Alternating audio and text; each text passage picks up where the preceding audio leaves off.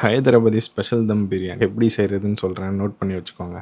350 gram வெங்காயம், 300 gram தக்காளி, 25 gram பச்சை மிளகா, புதினா கொத்தமல்லி அரை கட்டு, 5 கிராம் தனி மிளகா, பட்டை லவங்கம் ஏலக்காய் 3 கிராம், உப்பு 32 கிராம், 150 ml ஆயில் எடுத்து வட்டால ஊற்றிடுங்க.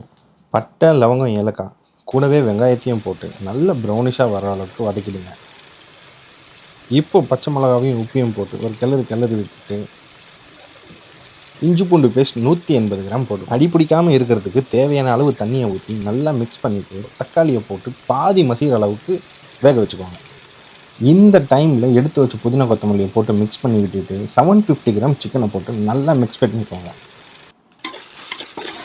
தயிர் 100 ml சேர்த்து எடுத்து வச்ச தனி மிளகாத்தூள் மஞ்சளையும் சேர்த்து மிக்ஸ் பண்ணி விட்டுட்டு சிக்கன் பாதி வேக்காட்டில் இருக்கும் போதே நம்ம அரிசி எடுத்த கப்பில் 1.5 கப் அளவு தண்ணி எடுத்து இதில் ஊற்றிடுங்க. தண்ணியை ரொம்ப கொதிக்க விடாமல் கொதிக்க ஆரம்பித்த உடனே அரிசியை போட்டுருங்க உள்ள. அவ்வளவுதான்.